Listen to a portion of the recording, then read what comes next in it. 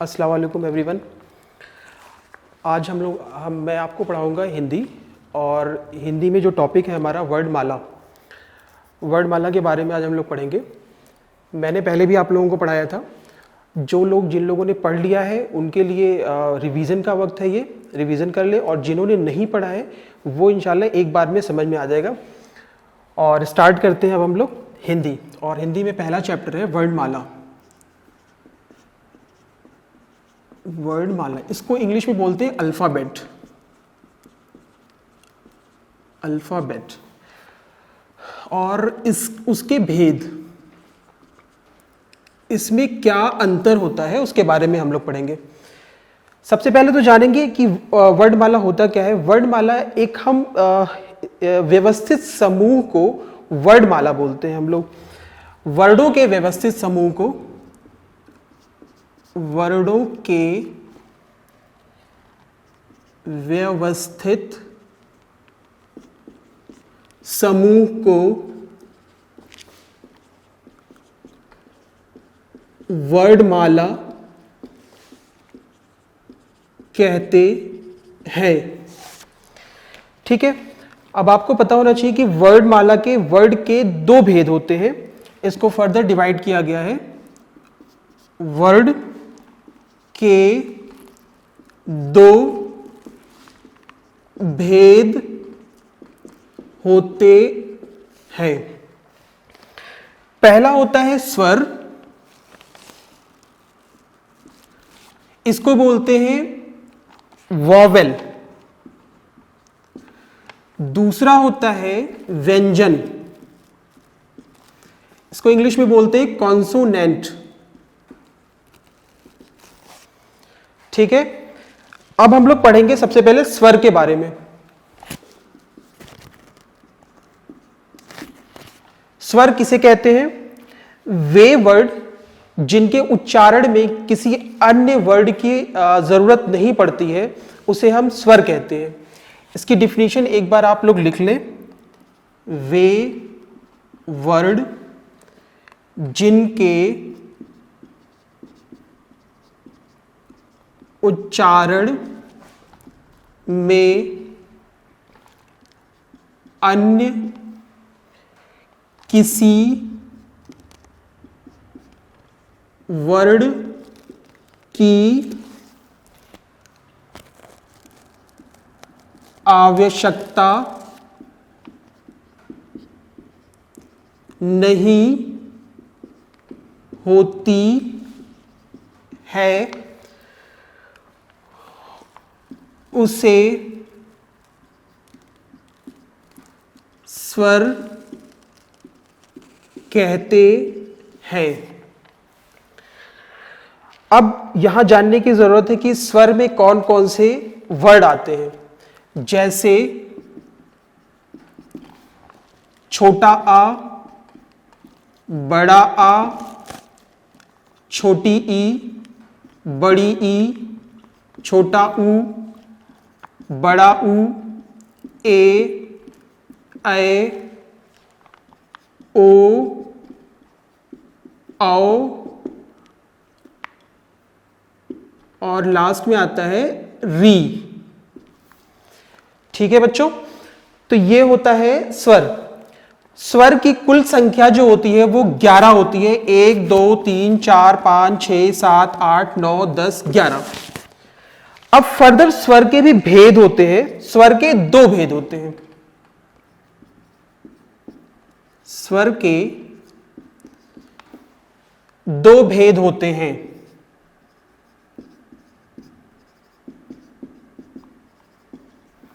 कौन कौन से होते हैं? मूल स्वर और दूसरा होता है संयुक्त स्वर। मूल स्वर क्या होता है? मूल स्वर इसमें आता है छोटा आ, बड़ा आ, छोटी ई, बड़ी ई, छोटा ऊ, बड़ा ऊ, ए और ओ।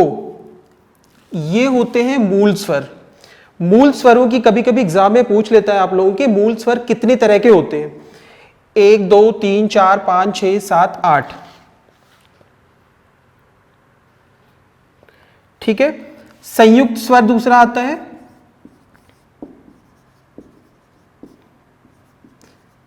स्वर संयुक्त से मतलब होता है कि ये स्वर जो होते हैं वो दो वर्डों से मिलके बने होते हैं और दो स्वरों से मिलके बेसिकली बने होते हैं। पहला होता है ए जो बना होता है वो आ प्लस ए से मिलके बना होता है। ठीक है। और दूसरा जो होता है वो है औ।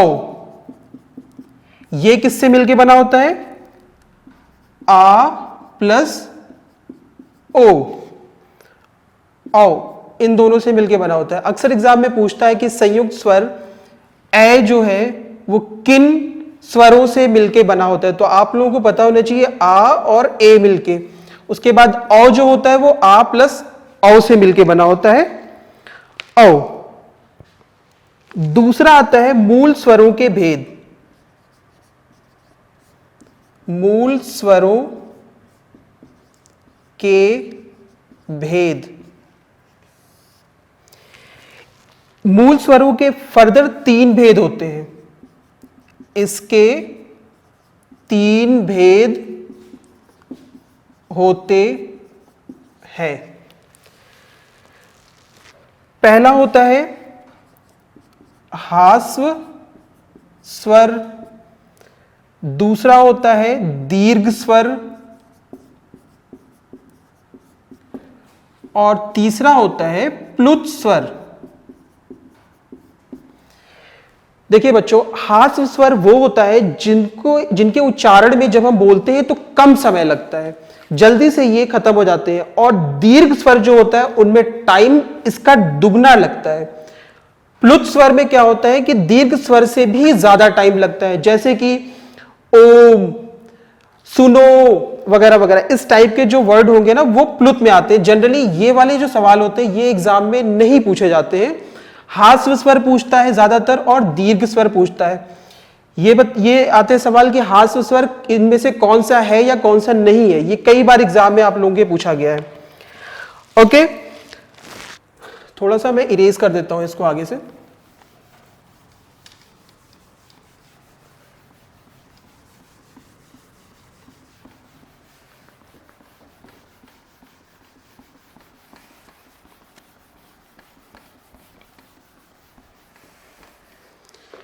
ठीक है, अब बात आती है हास्व स्वर कौन कौन से होते हैं।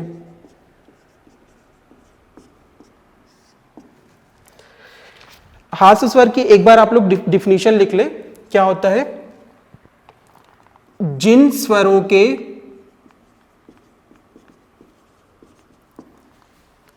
उच्चारण में कम समय लगता है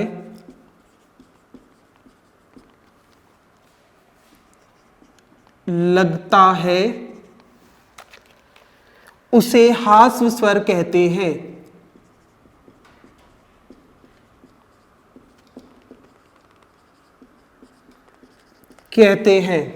ठीक है। अब हास्व स्वर भी 4 तरह के होते हैं। ये 4 प्रकार के होते हैं। इसमें सिंपली पूछता है कि इनमें से कौन कौन से हैं जो हास्व है और कौन से नहीं है।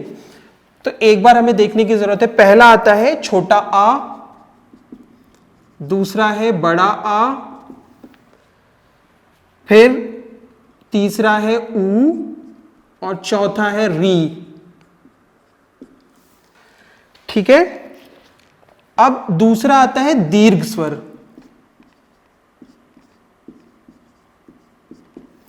दीर्घ स्वर में क्या होता है, वे स्वर जिनके उच्चारण में हास्व स्वर के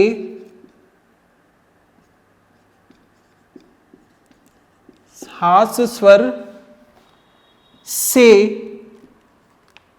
दोगुना समय लगता है उसे दीर्घ स्वर कहते हैं।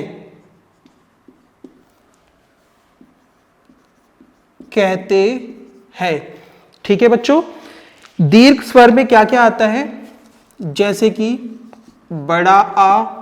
अब जो बच गए स्वर में वो सारे दीर्घ में आते हैं, जो आपने हास्व में पढ़ लिया है उसको छोड़ के बाकी सब दीर्घ में आते हैं। ठीक है, बड़ा आ, बड़ी ई, बड़ा ऊ, ए, ओ और लास्ट में औ। ये कितने हो गए, 1 2 3 4 5 6 ये हो गए। ठीक है,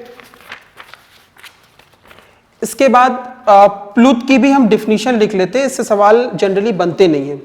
ठीक है, प्लुत की डिफिनीशन ये, जिन स्वरों के प्लुत स्वर, जिन स्वरों के उच्चारण में दीर्घ स्वर से अधिक समय लगता है उसे प्लुत स्वर कहते हैं। ठीक है, इसके एग्जाम्पल में लिखेंगे, जैसे सुनो, राम, ओम आदि एक्सेट्रा। ठीक है, अब बात आती है, ये आपका स्वर तो हो गया। स्वर के बाद दो आता है, उसको बोलते हैं अयोगवा। इसमें दो होते हैं, अनुस्वर और विसर्ग। अयोगवा अक्सर एग्जाम में पूछा गया है कि बताइए अयोगवा किसे कहते हैं और इनमें से कौन सा अयोगवा है। ठीक है, और अयोगवा जो आता है वो स्वर के बाद स्टार्ट होता है और व्यंजन से बीच में, व्यंजन से पहले आता है, तो ये बीच की कड़ी है। इसमें दो होते हैं, पहला होता है अंग और दूसरा होता है अ। अंग को बोलते हैं हम लोग अनुस्वर, अ को बोलते हैं, ये इस तरह से होता है, दो बिंदी चांद की, इसको बोलते हैं विसर्ग। ठीक है, इसको बोलेंगे विसर्ग, इसको बोलेंगे अनुस्वर, ये विसर्ग है। ठीक है, ये एग्जाम में कई बार पूछा गया है, इनमें से बताइए कौन सा अनुस्वर है, कौन सा विसर्ग है। ठीक है, अब इसके बाद जो हम स्टार्ट करेंगे व्यंजन, ये सबसे इंपॉर्टेंट है, इससे क्वेश्चंस अच्छे खासे बने हैं और हर साल 1-2 क्वेश्चन जरूर आते हैं वर्णमाला से, और वर्णमाला में व्यंजन बहुत ही इंपॉर्टेंट है, जो बच्चों आप लोगों को पढ़ना जरूरी है। ठीक है, वैसे तो पढ़ने को बहुत कुछ है, लेकिन हम उसी टॉपिक को, उसी चीज को कवर करेंगे जो आप लोगों के एग्जाम में मोस्ट प्रोबेबली आ सकते हैं या आए हुए हैं। ठीक है, व्यंजन नेक्स्ट स्टार्ट कर रहे हैं हम लोग। व्यंजन, व्यंजन को इंग्लिश में बोलते हैं कॉन्सोनेंट। ठीक है, ये क्या होता है, जिन वर्डों को बोलने में दूसरे वर्ड की आवश्यकता होती है, या यूं कहें कि स्वरों की भी आवश्यकता होती है, उसे हम व्यंजन कहते हैं। ठीक है, इसकी एक बार डिफिनीशन लिखते हैं हम लोग, जिन वर्डों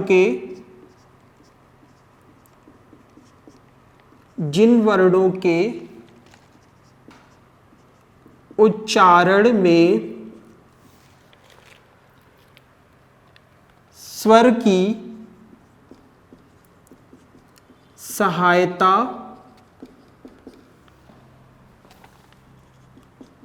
होती है उसे व्यंजन कहते हैं। ठीक है, अब ये कुल 33 होते हैं। कितने होते हैं? 33। कभी कभी एग्जाम में अगर 44 आ जाएगा तो आप 44 लगाएंगे, क्योंकि कुछ ऐसे वर्ड होते हैं जिनको जो मतलब इस्तेमाल नहीं होते हैं, वो एक्चुअल में होते हैं वर्ड। तो आप अगर 33 आएगा एग्जाम में तो 33 लगाएंगे, नहीं तो 44 लगाएंगे। ठीक है, अब इसमें भी 3 होते हैं। स्पर्श व्यंजन पहले आता है। स्पर्श व्यंजन। स्पर्श व्यंजन में क्या होता है कि ये स्टार्ट होता है का, खा, गा, घा, अंगा, चा, छा, जा, झा, इया, टा, ठा, डा, ढा, अड़ा, ता, था, दा, धा, ना, पा, फा, बा, भा, मा। अब इससे सवाल बहुत ही अच्छे अच्छे बनते हैं। और होता क्या है इसमें, इसको हम लोग बोलते हैं का वर्ग। ठीक है, ये होता है चा वर्ग, ये होता है टा वर्ग, ये होता है ता वर्ग, ये होता है पा वर्ग। का वर्ग को हम लोग बोलते हैं कंठ व्यंजन। कंठ व्यंजन। चा वर्ग को बोलेंगे तालव्य या तालु, तालु व्यंजन। बच्चों, हम लोग का वर्ग को कंठ व्यंजन क्यों कहते हैं? क्योंकि जब हम बोलते हैं इसे तो ये कंठ से जो आवाज निकलती है उसे हम लोग बोलते हैं कंठ व्यंजन। चा व्यंजन को बोलते हैं क्यों तालव्य बोलते हैं? क्योंकि ये जो है ना तलवे से निकलती है आवाज। आप जब बोलेंगे चा, छा, जा, झा, इया, तो ये जो होता है ये तलवे से निकलती है, तो इसलिए हम लोग इसको तालव्य बोलते हैं। नेक्स्ट आता है टावर को, इसको मूर्धन्य बोलते हैं। मूर्धन्य व्यंजन। ठीक है, उसके बाद ता वर्ग को बोलते हैं दंत व्यंजन। पा वर्ग को बोलेंगे ओष्ठ व्यंजन। ठीक है, आप इसको खुद से बोल के आप देख सकते हैं कि जब हम ता बोल रहे हैं तो दांत का इस्तेमाल हो रहा है इसमें, इसलिए इसको हम बोलते हैं दंत व्यंजन। ठीक है, एग्जाम में सवाल आपके बनते हैं कि इनमें से बताइए, ये एक दे देगा ता, बाकी इनमें से कुछ दे देगा, यहां से कुछ दे देगा, और पूछेंगे यहां पे कि बताइए दंत व्यंजन कौन सा है। तो हम इसको पहले तो दिमाग में ये होना चाहिए कि ये जो 5-5 का पेयर होता है, 1 2 3 4 5।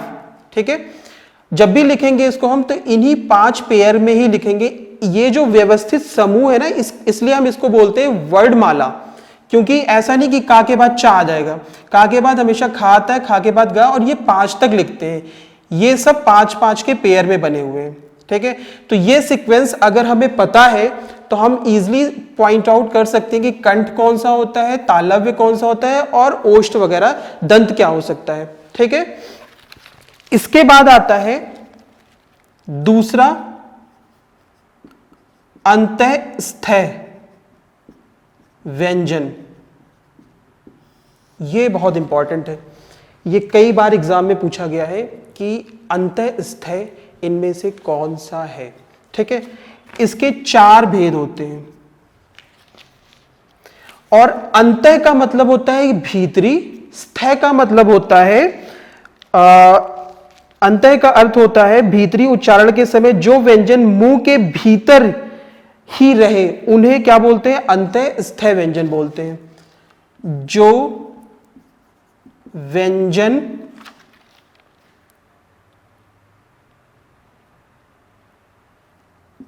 उच्चारण के समय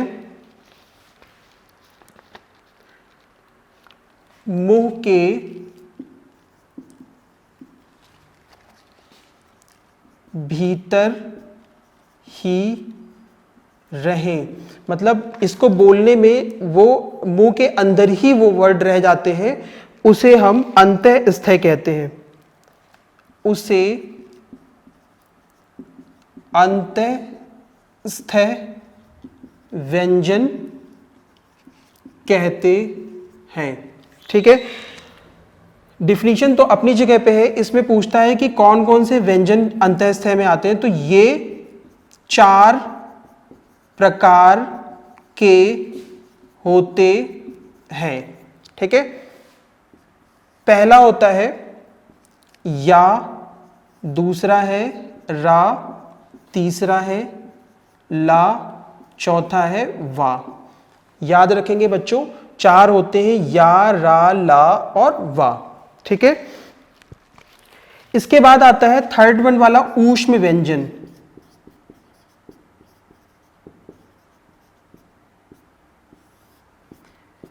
ऐसे व्यंजन जिसको बोलने में ऊष्मा उत्पन्न होती है उसे हम ऊष्म व्यंजन बोलते हैं। ठीक है, ये 4 प्रकार के होते हैं, शा, शा, सा और हा। इनको जब हम बोलते हैं तो इनमें से क्या निकलती है, ऊष्मा, इसलिए हम इसको ऊष्म व्यंजन बोलते हैं। ये भी 4 तरह के होते हैं। ठीक है, ये हमारा व्यंजन हुआ।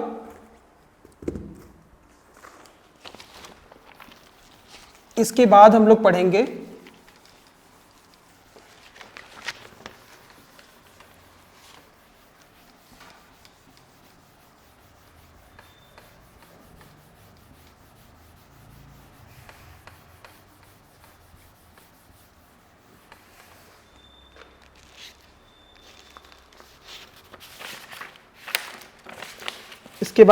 संयुक्त व्यंजन।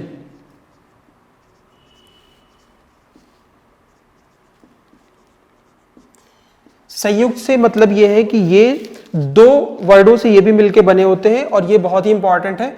संयुक्त व्यंजन ये भी 4 तरह के होते हैं। ठीक है, इसकी डिफिनीशन है जहां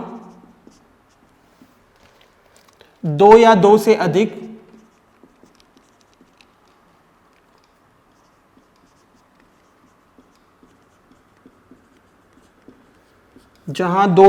अधिक व्यंजनों का संयोग होता है उसे संयुक्त व्यंजन कहते हैं। ठीक है, ये 4 तरह के होते हैं। पहला आता है छा, दूसरा है ज्ञा, तीसरा है त्रा, चौथा है श्रा। ठीक है, ये 4 होते हैं। अब इसमें अक्सर पूछा जाता है कि ये जो चारों हैं ये किन किन वर्डों से मिलके बने होते हैं, और ये एग्जाम में कई बार पूछा गया है। ठीक है, इन चारों में से अक्सर एक कोई पूछ ही लेता है, तो आप लोगों को पता होना चाहिए।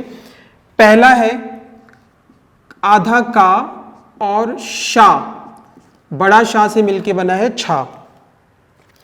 ज्ञा की बात करें तो आधा जा, ये जो हलंत लगाते हैं इसका मतलब ये होता है कि इस कोई भी वर्ड है उसके हम उसको आधा कर देते हैं हलंत लगा के। जा प्लस इया, ये दोनों मिलके क्या बनता है, ज्ञा बनता है। त्रा की बात करें तो आधा ता और रा, ये दोनों मिलके त्रा बन जाता है। श्रा की बात करें तो श्रा, आधा शा और प्लस रा, ये दोनों मिलके श्रा बन जाता है।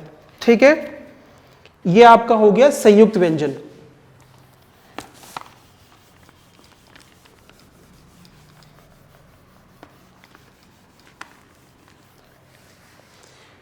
इसके बाद हम लोग पढ़ेंगे विराम चिन्ह।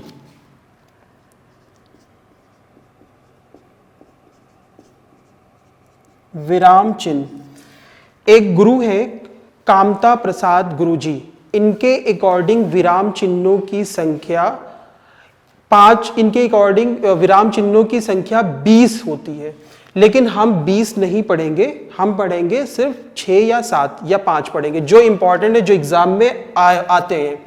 ठीक है, इनकी कुल संख्या कभी कभी पूछ लेता है कि कुल कितनी संख्या होती है। इनकी कुल संख्या 20 होती है। ठीक है, लेकिन हम लोग जो पढ़ेंगे पहला वो ये है कि ये इस तरह से कुछ होता है, इसका मतलब होता है ये अल्प विराम। ठीक है, दूसरा होता है जो अल्प विराम है, इसके ऊपर एक बिंदी लगा दिया, इसको बोलते हैं अर्ध विराम।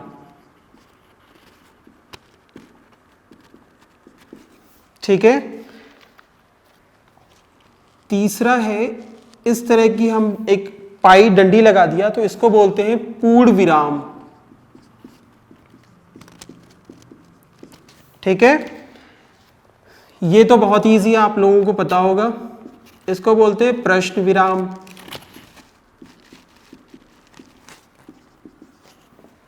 फिर आता है पूर्ण विराम के नीचे एक बिंदी लगा दिया हमने, तो ये होता है विस्मयादि बोधक, इसको बोलते हैं विस्मयादि बोधक चिन्ह।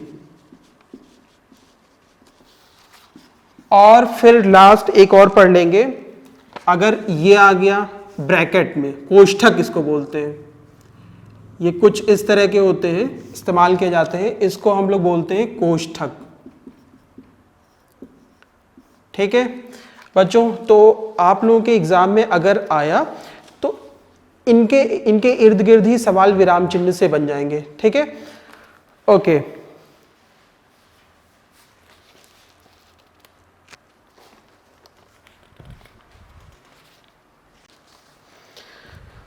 ओके, ठीक है, इसके बाद हम लोग कुछ पढ़ेंगे जो एग्ज़ाम में आए हुए कुछ क्वेश्चंस हैं, उसको 1 लाइन में हम पढ़ेंगे और वो अक्सर बार बार पूछे जाते हैं। ठीक है, तो आप लोगों ने इसको नोट कर लिया होगा। अब हम इसको इरेज करके आगे बढ़ते हैं। कुछ क्वेश्चंस जो आए हुए हैं और जो अति संभावित है कि आपके एग्ज़ाम में आ सकते हैं। ठीक है, तो इसको लिखिए वर्णमाला से संबंधित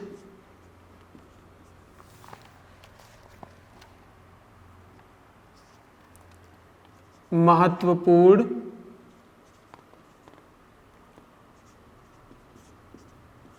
प्रश्न उत्तर। ठीक है, पहला, भाषा की सबसे छोटी इकाई को हम वर्ड कहते हैं। अभी जो हम लोगों ने पढ़ा था स्वर और व्यंजन, उसकी जो एक इंडिविजुअल जो एक वर्ड होता है वो सबसे छोटा होता है, भाषा की सबसे छोटी इकाई होती है। तो ये लिख लीजिए आप लोग, भाषा की सबसे छोटी इकाई, एग्जाम में आया था कि भाषा की सबसे छोटी इकाई किसे कहते हैं, तो आप यहां पे लिखेंगे वर्ण होती है। ठीक है, उच्चारण के आधार पर, उच्चारण के आधार पर वर्ण 2 प्रकार के होते हैं, 2 प्रकार के होते हैं। ठीक है, तीसरा लिखें, दीर्घ स्वरों की कुल संख्या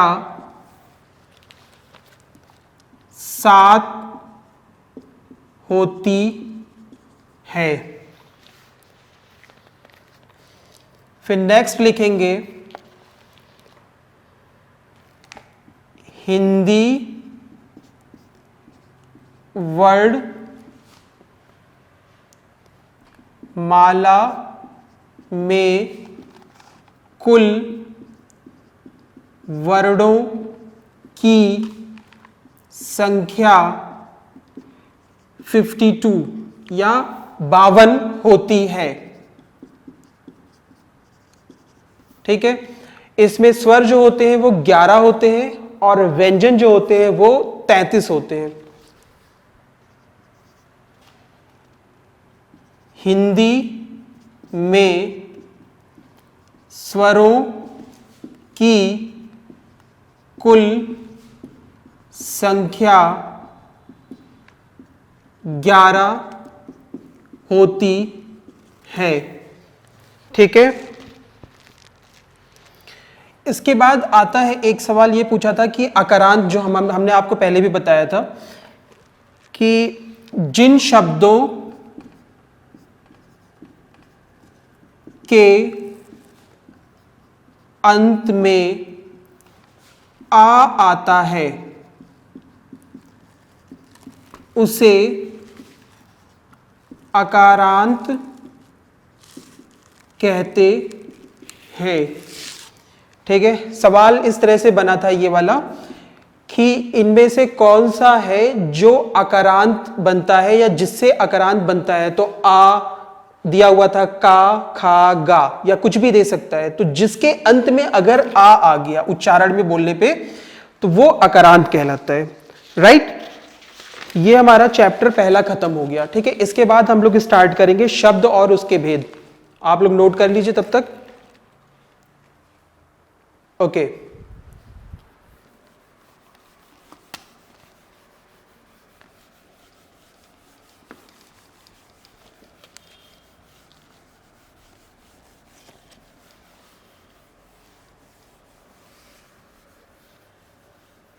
आप लोग नोट करने के लिए वीडियो पॉज करके भी नोट कर सकते हैं, इसलिए टाइम थोड़ा सा बचत हो जाएगी। ठीक है, चैप्टर नंबर 2 हम लोग लिखेंगे। चैप्टर नंबर 2 यह है शब्द और उसके भेद। शब्द और उसके भेद। ठीक है, इसमें क्या होता है, 2 या 2 से अधिक वर्णों से बने ऐसे समूह को शब्द कहते हैं जिनका कोई ना कोई अर्थ जरूर निकले। ठीक है, डिफिनीशन इसकी लिख लीजिए। 2 या 2 से अधिक वर्णों से बने ऐसे समूह को शब्द कहते हैं जिनके उच्चारण, जिनका कोई ना कोई अर्थ जरूर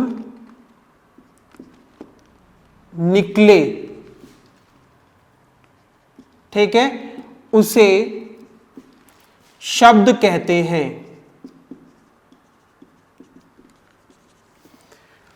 कैसे शब्द कहते हैं, जैसे हम कोई भी एक उदाहरण ले लें कि कमल,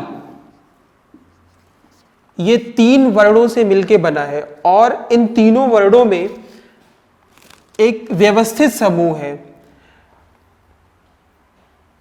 जिनका कोई ना कोई अर्थ निकल रहा है। जैसे कि अगर हमने का, माला, कमल लिख दिया तो कमल से हमें फौरन समझ में आता है कमल एक फूल है। ठीक है। अगर इसको हम इसके जो वर्ड है इसके सीक्वेंस को अगर हमने चेंज कर दिया तो इसका कोई अर्थ शायद ना निकले। जैसे कि अगर हमने लिख दिया मां काला मकल, ठीक है, इसका कोई अर्थ नहीं निकल रहा है, इसलिए हम इसे शब्द नहीं कह सकते। शब्द जो होगा वो होगा कमल, है ना। अब इसके बाद ये जो है शब्द, शब्द के दो भेद होते हैं।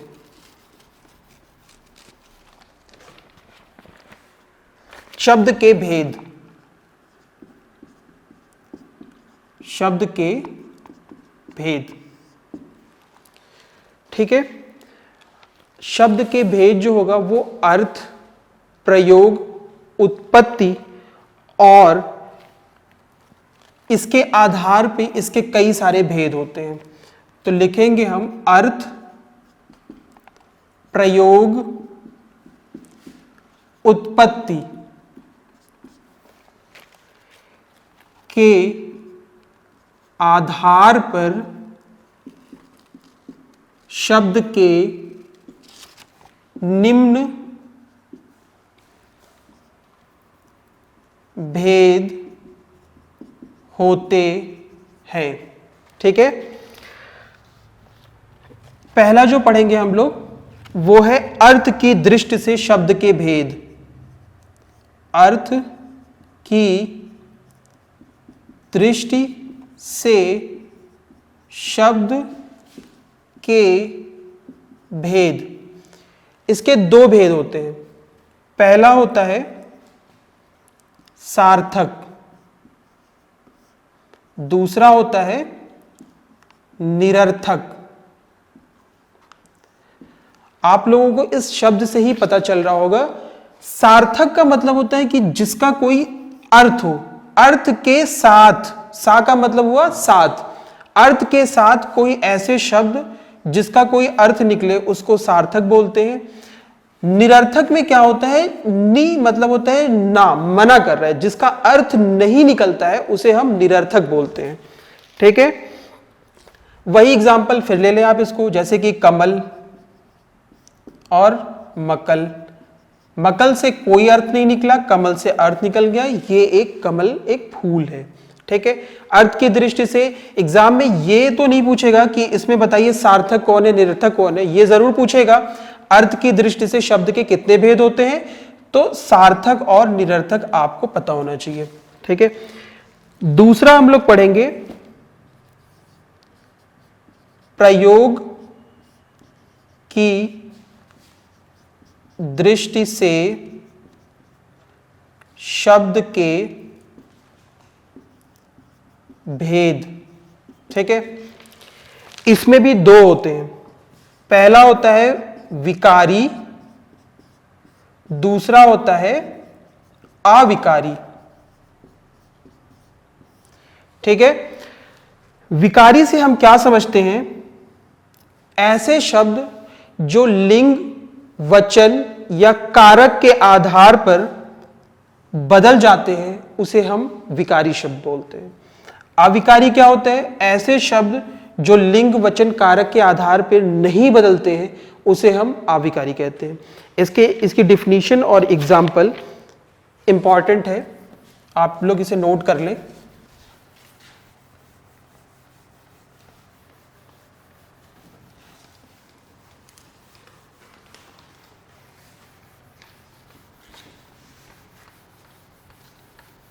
ठीक है, तो अब हम लोग स्टार्ट करेंगे। विकारी क्या होता है? विकारी, जैसा कि हमने बताया आपको कि ऐसे शब्द आप लोग लिख लें। विकारी का अर्थ होता है, विकारी यानी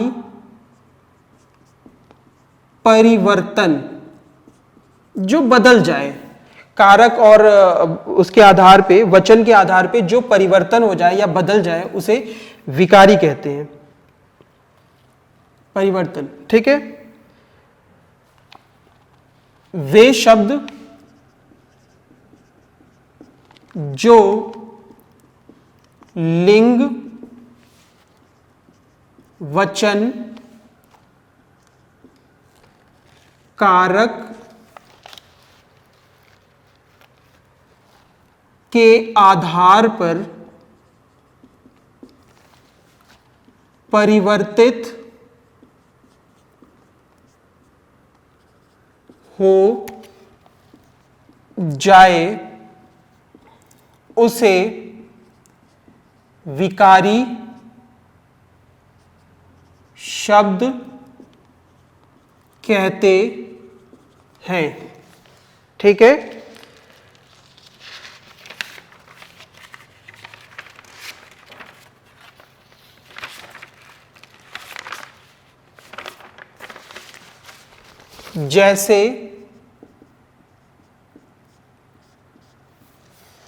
जैसे अगर हम लिंग की बात करेंगे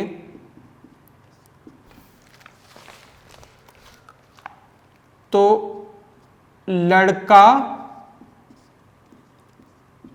पढ़ता है। ठीक है, ये जो पढ़ता शब्द है वो पढ़ती भी हो सकता है, लेकिन लड़का जो है ये पुल्लिंग है, तो पुल्लिंग के आधार पे ये जो शब्द है पढ़ता, ये पढ़ता लिखा जाएगा। ठीक है, इसी को अगर हम चेंज कर दें अगर लिंग के आधार पर, तो लड़की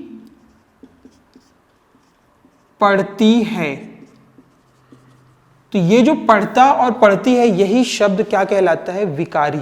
ऐसे शब्द जो लिंग या वचन या कारक के आधार पे बदल जाते हैं उन्हें हम विकारी शब्द बोलते हैं। ठीक है, दूसरा एक वचन भी आप लोग देख लें, एक वचन बहुवचन जो होता है। ठीक है, इसमें भी हम लोग सेम लिखेंगे, लड़का पढ़ता है। ठीक है, इसका अगर हमने, ये एक वचन था लड़का, अगर इसको हमने बहुवचन में चेंज कर दिया, लड़के पढ़ते हैं। ठीक है, तो ये जो शब्द हुआ पढ़ते, ये विकारी शब्द हुआ। ठीक है, उसके बाद कारक, आप लोगों ने पढ़ा होगा कारक के 8 भेद होते हैं, कर्ता ने कर्म को करण से, ठीक है, वो वाला। तो अगर यहां पे कारक हुआ लड़का पढ़ता है, ठीक है, कारक में अगर इसको बदलेंगे तो लड़के को, कर्ता ने कर्म को, ये कर्म कारक हो गया, लड़के को पढ़ने दो। ठीक है, ये इस तरह से विकारी और अविकारी हुआ। ये किसके आधार पे होते हैं? ये प्रयोग की दृष्टि से होते हैं, विकारी और अविकारी। ठीक है,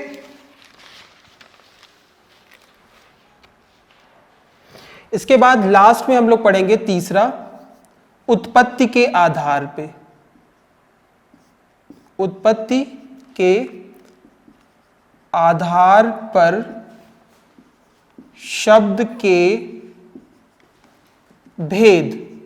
राइट, ये उत्पत्ति के आधार पर शब्द के भी 2 भेद होते हैं। एक होता है तत्सम, दूसरा होता है तद्भव। ठीक है, तत्सम तद्भव बहुत इंपॉर्टेंट है, इस पे 1 या 2 सवाल जरूर रहते हैं। ठीक है, ओके, तत्सम लिख लें, किसे बोलते हैं?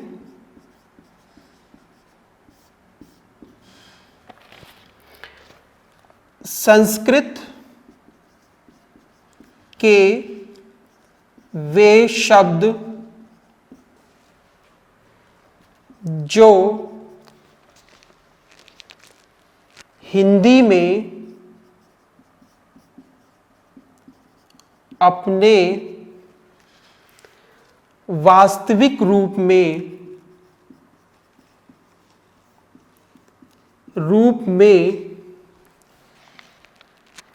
प्रयुक्त होते हैं,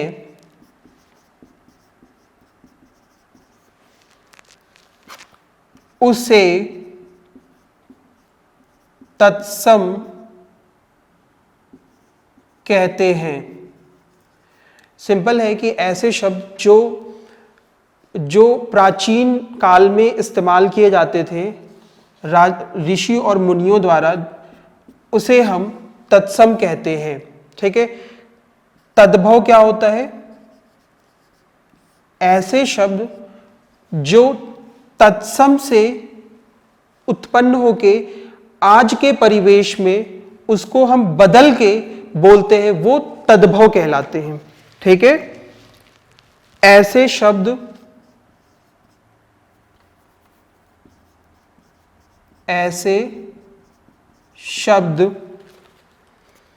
जो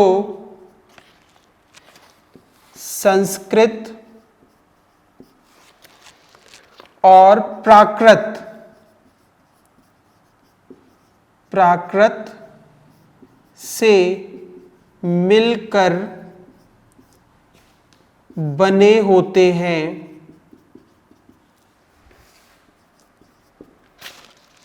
या प्रयोग में आते हैं, उन्हें तद्भव कहते हैं। ठीक है, ये तो ही इसकी डिफिनेशन। एग्जाम में ये पूछेगा कि इनमें से बताइए कौन सा तद्भव है या तत्सम है, या फिर पूछेगा कि तत्सम दे देगा और 4 ऑप्शन दे देंगे कि तद्भव कौन सा है, या तद्भव दे करके तत्सम पूछेगा। ये ज्यादातर पूछता है। डिफिनीशन तो खैर आपको समझने के लिए मैंने लिखवाया है, वीडियो पॉज करके आप इसे नोट भी कर सकते हैं। ठीक है, अब हम कुछ इंपॉर्टेंट लिखवा देंगे जो तत्सम तद्भव है, जो एग्जाम में अक्सर पूछे गए हैं। ठीक है, वो सारे आप नोट करें और बार बार रिवीजन करें। एक बार पढ़ने से कोई भी चीज फौरन आपको नहीं समझ में आती है या भूल भी जाएंगे। ये है बहुत इजी, इसमें टाइम मांगता है, रिवीजन मांगता है, बार बार पढ़ने की जरूरत होती है। ठीक है,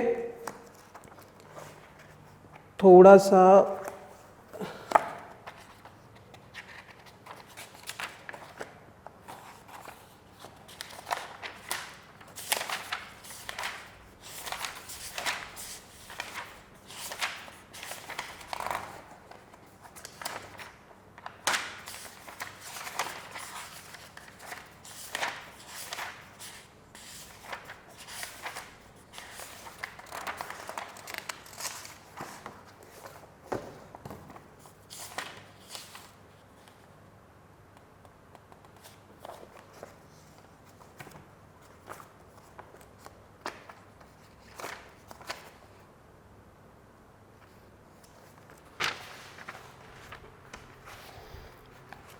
एक तरफ लिख लीजिए आप लोग तत्सम और एक तरफ तद्भव।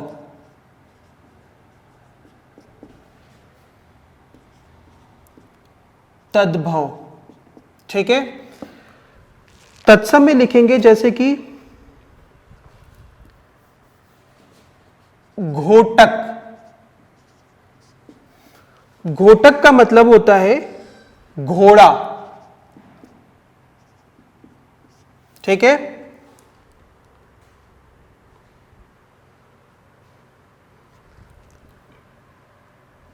मयूर,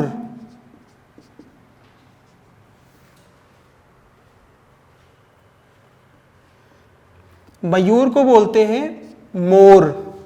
ठीक है, ठीक है, इसको नोट करिए, मैं आप लोगों को बता रहा हूं। पॉज। ओके, ठीक है, तो हम लोग इसको लिखेंगे यहां पे आगे से, जैसे कि कर्म। कर्म का होता है काम। अगर हम इसको तद्भव में चेंज करेंगे तो लिखेंगे काम, राइट। सत्य, सत्य क्या होता है? सच। ये बहुत ही इंपॉर्टेंट है, ये एग्जाम में आपके आ चुके हैं और बार बार आते हैं, ये इंपॉर्टेंट है, आप इसको पढ़िएगा। वधू, वधू का होगा बहू। ठीक है। साय, साय का मतलब होता है सांझ। हृदय, हृदय का मतलब अगर हम तद्भव में चेंज करेंगे तो इसका ही होता है, ही है, राइट। अश्रु, अश्रु का मतलब होता है आंसू।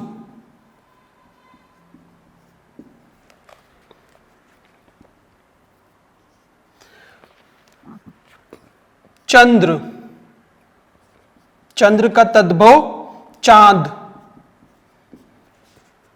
विवाह, विवाह का तद्भव होगा ब्याह। दीप, दीप का तद्भव दीपक। ठीक है।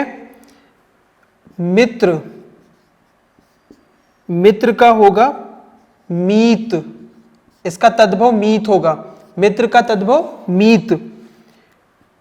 शिक्षा, शिक्षा का होगा सीख। ठीक है। नयन, नयन का तद्भव नैन। या तो तद्भव देगा या तत्सम देगा और 4 ऑप्शन दे देगा, उसमें से हमें छांटना होगा कि कौन सा तद्भव है कौन सा तत्सम है। राइट। फिर आता है आश्रय, आश्रय का तद्भव होगा आसरा।